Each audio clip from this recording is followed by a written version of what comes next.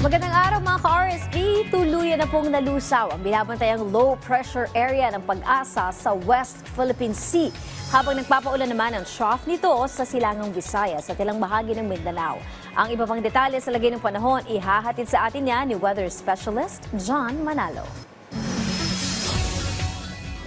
Yes, magandang umaga po, Ms. Leslie, at ganoon din sa ating mga taga-subaybay. Yes po, yung low pressure area na nandito sa West Philippine Sea ay nalusaw na kahapon, pero meron pa pong isa na nasa labas ng Philippine Area of Responsibility. At itong low pressure area na ito ay nagkaroon ng bahagyang development. So from unlikely na hindi ito maging tropical cyclone o maging bagyo, ay nagkaroon po ng low chance. So, ang posibilidad na po nitong movement nito ay kumilos pakanluran at pumasok ng Philippine Area of Responsibility sa mga susunod na oras o di kaya naman ay bukas.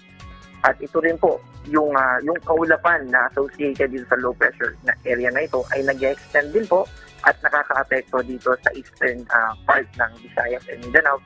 Pero yung buong Visayas halos ay may mga kaulapan din po. At particularly dun sa Mindanao naman, yung northern Mindanao, Caraga, Davao Region, Masbate, Sarangani, at South Cotabato. Yung Masbate po ay medyo naiba lang po, malapit lang po ito sa Visayas.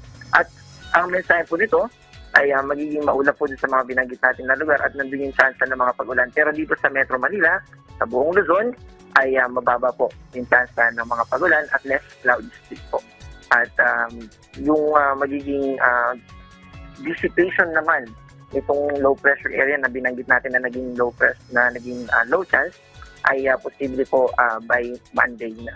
So previously expected natin na yung low pressure area na to ay mag-dissipate o malusaw ngayong weekend, pero mas mag-extend pa po ito.